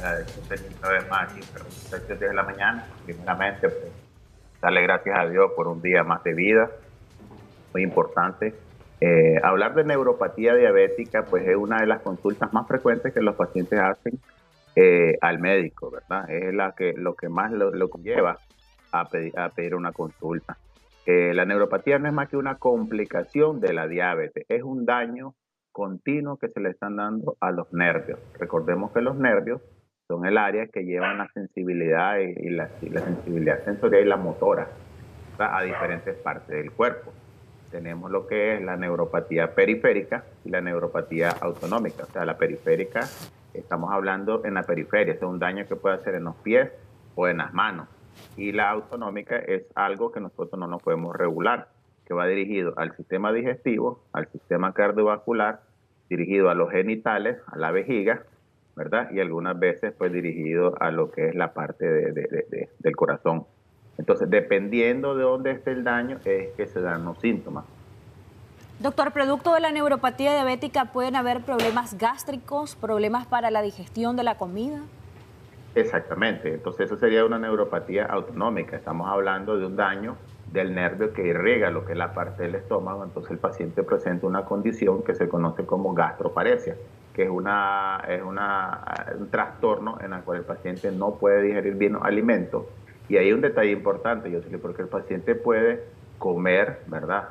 Y sentir una sensación de llenura, pero que ese vaciamiento gástrico se enlentece. Eso hace que no llegue con facilidad al intestino, donde debe absorberse para hacer utilidad de metabolizarse y hacer uso de la glucosa. Entonces ahí el paciente puede tener eventos de hipoglicemia si no se detecta que tiene una gastroparesia o un daño, pues digamos una neuropatía, en este caso a nivel del estómago. A nivel del corazón y de los miembros inferiores, de las piernas de las pacientes que además pueden tener insuficiencia venosa, ¿qué hallazgos puede ocasionar, puede dejar a su paso la neuropatía diabética? Exacto, a nivel del corazón cardiovascular, el paciente puede tener lo que se conoce como disminución del dolor. Recordemos que algunas veces presentan dolor precordial o dolor en el pecho que puede simular un evento cardíaco. Entonces esa sensibilidad la viene disminuyendo, la viene perdiendo y solo puede tener, digamos, un trastorno a nivel del brazo izquierdo, un dolor, un entumecimiento o adormecimiento del miembro inferior. Pero cuando hablamos ya a nivel de los miembros inferiores, lo principal del paciente que te menciona es que le arden los pies, o si no te dicen no puedo sentir lo caliente o lo helado, es decir, pierden la temperatura, les rozas con los deditos o con cualquier cosita la región de la piel y el paciente siente un aumento de la sensibilidad o algunas veces disminución de la sensibilidad. Y si ya vas más a profundo y empezás a tocar, digamos, con la punta de un lapicero, con la uña, con algo, para causarle dolor al paciente, entonces este paciente refiere que no siente el malestar, y si siente, lo siente disminuido totalmente. Y esto conlleva pues a un problema más serio, que en este caso sería una lesión o un pie diabético. Recordemos que estas como causa que pueden llevar a una amputación. Hay una llamada, doctor. Buenos días, gracias por llamarnos, le escuchamos. Sí, buenos días. Gracias por llamarnos. Quería hacer una consulta al doctor, ¿verdad?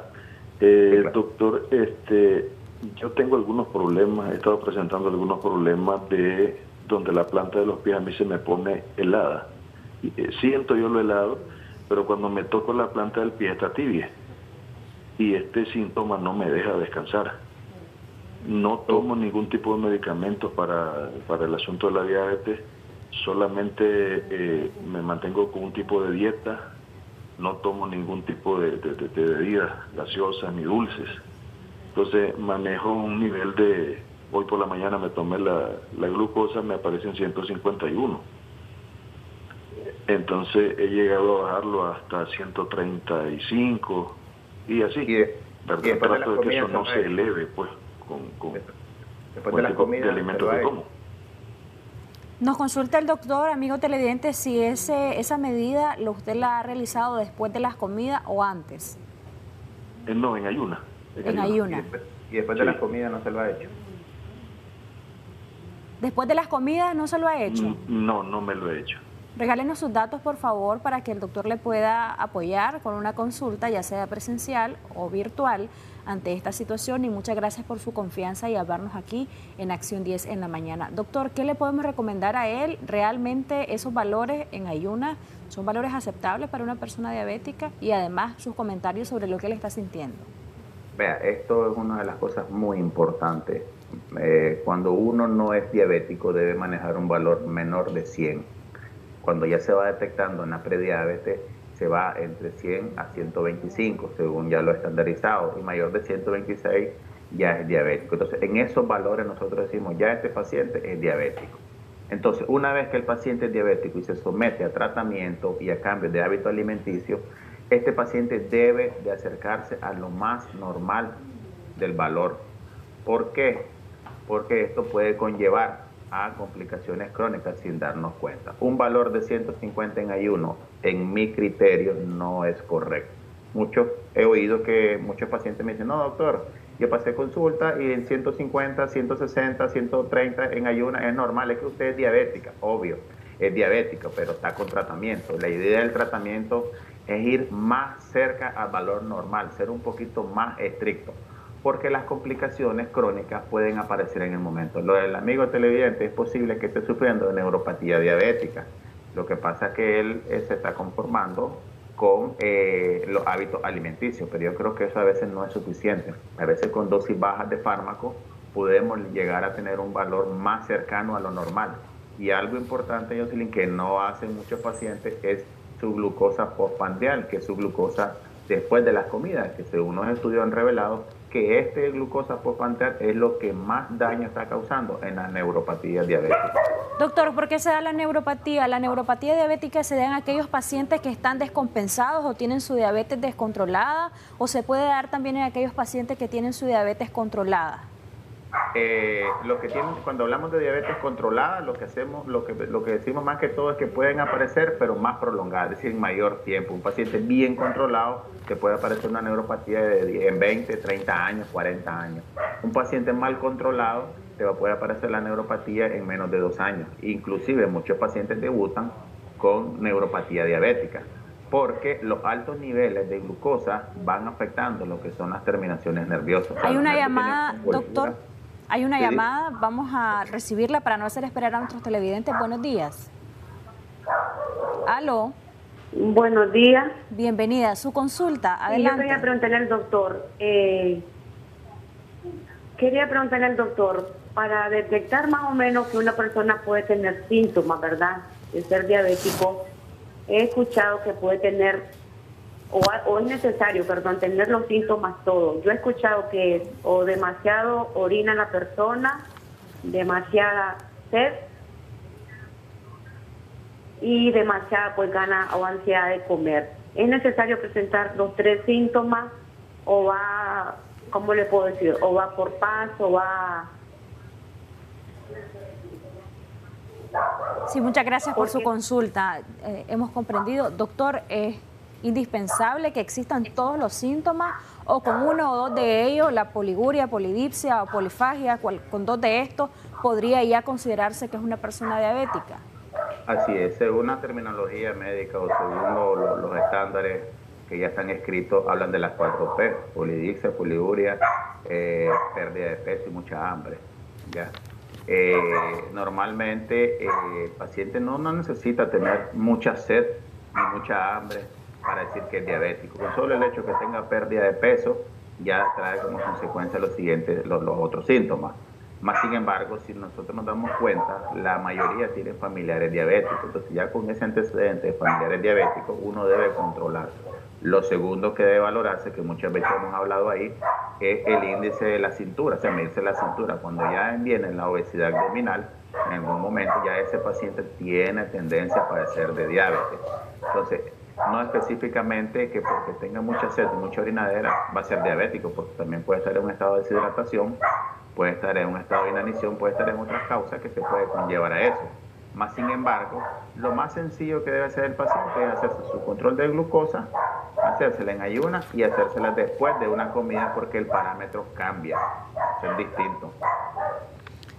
Perfecto, vamos a recibir más llamadas al 2222-7808 para que haga usted más consultas con nuestro especialista. Vayámonos a la parte del tratamiento. 1, diagnóstico y 2, tratamiento. Por la llamada, doctora, hay gente que todavía tiene dudas sobre cuándo se considera o no un paciente diabético. Nos va a dar usted la medida exacta, si es 110, si es 120, y también en cuanto al tratamiento de la neuropatía diabética y la diabetes en sí. Pero hay otra llamada. Buenos días.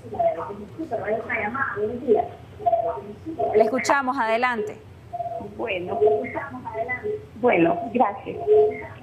Sí, mi pregunta es para que podamos escucharle bien.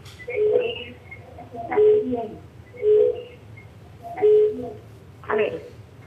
Aló. La pregunta que tengo es, cuando los resultados de la azúcar glucosilada son altos, ¿de cuánto estamos hablando? ¿En qué afecta el cuerpo? ¿Cómo lo afecta? Sí, ¿de qué estamos hablando? Sí. ¿Qué considera alto? ¿Cuál fue el resultado? Si lo tiene a mano, nos puede compartir, por favor.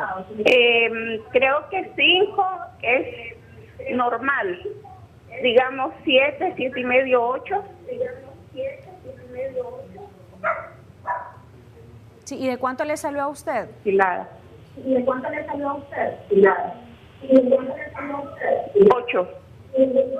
Perfecto, regálenos sus datos a lo interno. Recuerden a nuestros televidentes cuando nos llamen, por favor escúchenos a través de su teléfono, bájele el volumen a su televisor y se separa del mismo para no tener ni retraso ni ruido en la comunicación. Doctor, sus comentarios. Sí, muy buena pregunta. Hemos hablado varias veces de hemoglobina glicosilada. La hemoglobina glicosilada no es más que la misma hemoglobina que tenemos en la sangre, pero esta vez va asociado a los altos niveles de azúcar. Entre más alto tiene azúcar el paciente o glucosa en el paciente, más se adhiere a la hemoglobina.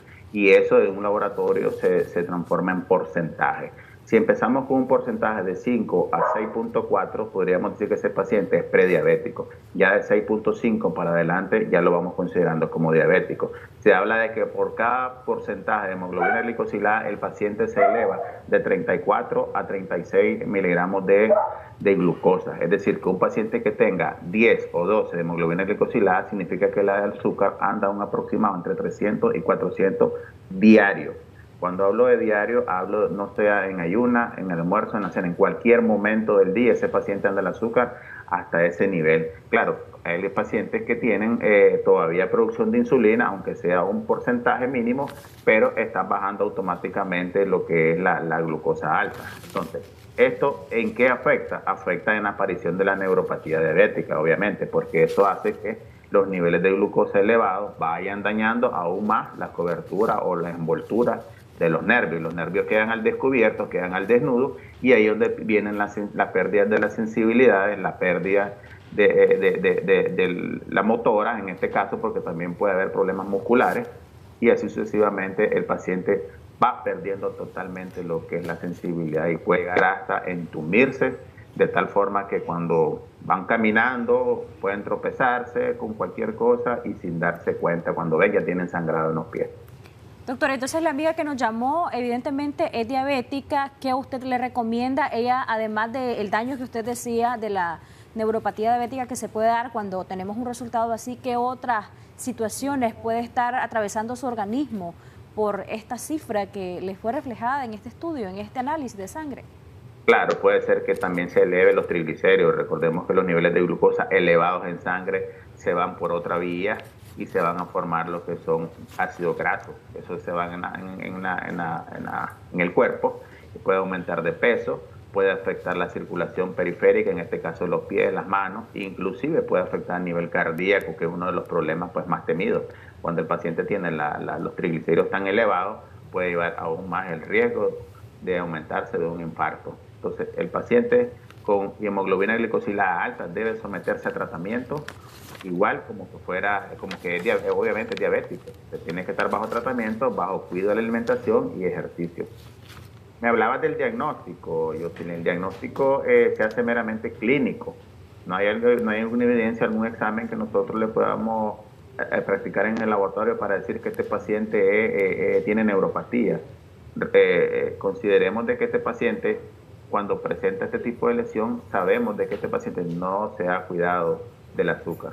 Le checamos el azúcar y probablemente la ande un poquito alta. Y otra cosa importante antes que se me escape es que el paciente puede tener 150, como el que nos llamó, 150 en ayuna, y puede tener 180 o 200 después de las comidas. Y también puede presentar neuropatía, al igual que un paciente que tenga 300 después de las comidas. Es decir, el valor va a ser diferente a la persona, es decir, a cada paciente, no específicamente tiene que ser igual. Y con respecto al tratamiento, me dijiste, ¿verdad? Sí, a eso iba justamente. El tratamiento, pues, más que todo se le da tratamiento dirigido a detener un poquito lo que son las pérdidas de la sensibilidad. También es importante mencionar que muchos pacientes diabéticos tienen trastorno de la circulación. Recordemos que la circulación lleva oxígeno y los nervios también requieren de oxígeno. Y si no le estamos llevando oxígeno, entonces ese nervio va causándose daño y va perdiendo su función. Entonces el paciente también se tiene que hacer examen de laboratorio o ultrasonido Doppler para verificar cómo está la circulación, desde lo que va en la cintura hasta el dedo gordito del pie. Y de esa manera actuar. Hay tratamientos para el circulatorio. Por ejemplo, hay muchos pacientes que utilizan lo más común, que es la gabapentina. Hay otros que ocupan otro tipo de medicamentos parecidos a esto. Pero la mayoría de los pacientes, como te explico, se les corren el medicamento porque causa sedación y causa mareo. Es decir, el paciente viene y se lo toma en la noche y me dice, doctor, esta pastilla ya no me la vuelvo a tomar porque me da mareo, me puso bola todo el día, solo durmiendo. Entonces, esas son reacciones que tiene meramente el cuerpo hacia esa pastilla. Entonces, lo que hacemos es dosificar, bajamos la dosis y luego volvemos a aumentar a la dosis inicial. Es decir, cuando el paciente se toma una dosis, digamos, de 300 miligramos, de 600, va a tener efectos secundarios. Pero a medida que el paciente la va tomando, esos efectos secundarios van aminorando. Perfecto, doctor. Muchísimas gracias por habernos acompañado. Ya para finalizar sus recomendaciones de cierre, vamos a ubicar en pantalla sus números de teléfono para que también los amigos que ganaron consulta puedan comunicarse con usted. Nosotros de igual le vamos a pasar los datos de igual forma para que ellos puedan tener el beneficio de que usted les asesore en temas de salud, que es tan importante. Sí, una de las cosas importantes que siempre hago mención es que los pacientes diabéticos deben tener un glucómetro. Sabemos de que el precio del glucómetro puede ser un poquito alto, pero es importante porque la diabetes es una enfermedad crónica, no transmisible, de larga duración. Es decir, desde una vez que se descubre hasta que el paciente fallece, va a padecer de diabetes. Entonces, el aparatito nos va a ayudar a definir cómo están sus niveles de glucosa en tiempo y forma, y así determinar si él se va a llegar a presentar la neuropatía a corto plazo o a largo plazo. Inclusive podemos llegar a detener un poquito lo que es la aparición de una posible amputación. Ya cuando el paciente está en el momento indicado que se le va a realizar una amputación, ya ese paciente en ese momento dice, ¿a qué hora me metí a esto? ¿A qué hora me dio esto? Pero si podemos actuar desde ahorita y determinar los niveles de azúcar, tanto postprandiales, después de las comidas como en las ayunas, eso va a darle mejor calidad de vida al paciente. Gracias nuevamente, doctor Javier Bravo, médico diabetólogo que nos ha acompañado esta mañana y hablamos con él de neuropatía diabética. Vamos a seguir con más acá en Acción 10 en la mañana. Christopher Guevara tiene una interesante información para usted.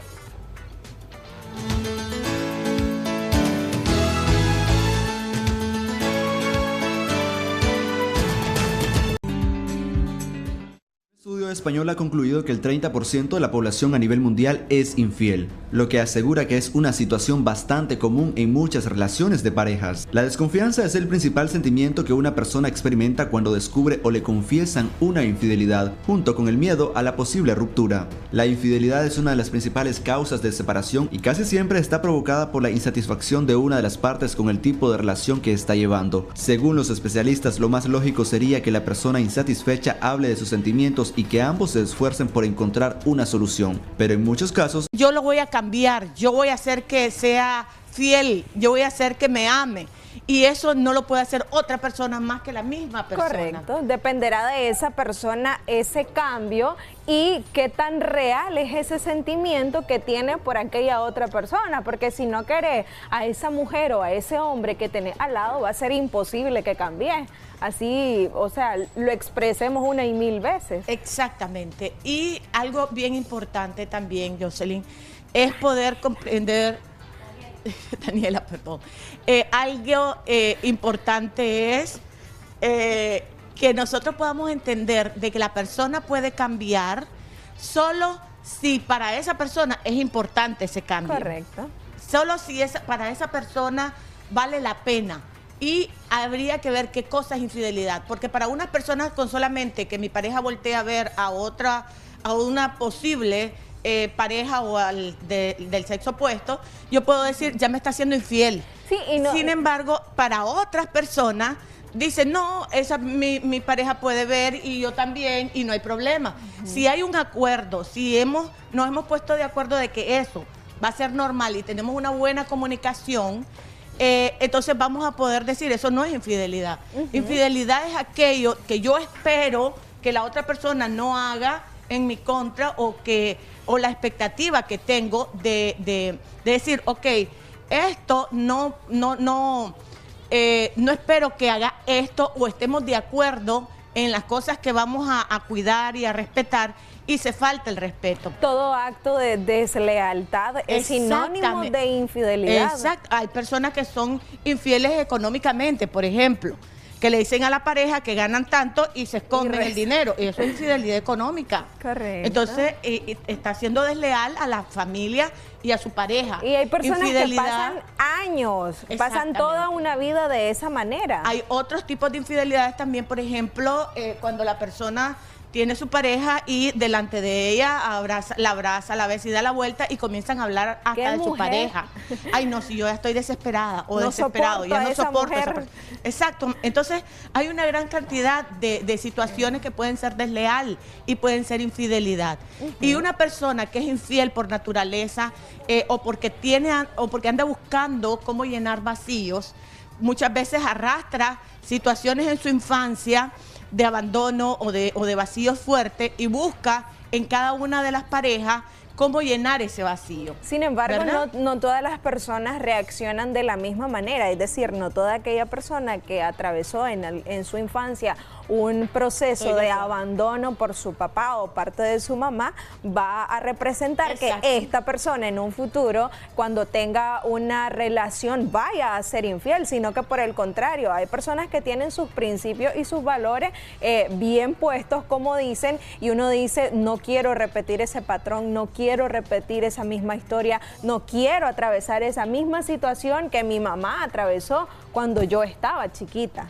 Total y absolutamente. No todas las personas tienen como resultado lo que es la promiscuidad, pero sí las personas promiscuas, por lo general hay algo en ellos que no está totalmente satisfecha. Entonces hay una gran cantidad de los por qué a veces las personas pueden decir, ay, que yo soy infiel porque mi papá fue infiel a mi mamá, o porque lo miré normal, o porque me fueron infiel a mí, y entonces como a mí me fueron infiel en una relación, arrastro, no perdono, no cierro ese ciclo. Es importante y comienzo perdonar. a facturar a las siguientes parejas. Correcto. Entonces cuando una persona trae arrastre de heridas del pasado, viene a facturar a las siguientes etapas de su vida. Entonces esa es otra de las por qué los infieles dicen que son infieles. Otra es porque la relación que tienen en ese momento no les llena, o hay ciertos vacíos que buscan fuera de la casa. Entonces, comienzan a crear cada causa, ¿verdad? Excusa, pero no hay ninguna excusa para ser infiel. Si hay un vacío, si traigo arrastrando algo que yo no puedo parar, es importante comunicarlo a la pareja, porque la infidelidad está en lo que prometo y no cumplo, en lo que se entiende que yo le debo a mi pareja, como la honestidad, como la lealtad, como la exclusividad, sin embargo, y no lo soy. Entonces es bueno la comunicación, ¿verdad? Sin embargo, doctora, hay personas, hay parejas en donde el hombre o la mujer manifiesta sus inquietudes, expresa su sentir y dice, yo quiero que cambie, esto a mí no me gusta cómo funciona la relación, pero esa persona no cambia. Vamos a recibir una llamada telefónica. Aló, muy buenos días. Aló. Aló. Sí, usted está al aire, le escuchamos. ¿Cuál es su consulta? Mi nombre es José Rodríguez. Tengo un pequeño problema. Le podré ser fiel a mi mujer, pero nunca le voy a ser infiel a mi comandante. Lo quiero mucho y que pase un buen día. Feliz día, don José. Bueno, pues no tenía nada que ver con el tema, pero es aceptable y como siempre nosotros respetamos la opinión de cada uno de nuestros amigos televidentes. Continuando con el tema, doctora, como ya le manifestaba, hay personas que expresan su sentir, sus incomodidades, y aquella mujer dice a ese hombre, no me gusta cómo me estás tratando, no me gustan este tipo de situaciones, cambia. Cambia porque yo sí quiero seguir en esta relación, pero ¿qué pasa cuando insistentemente pedimos un cambio, queremos un cambio y el cambio no se da?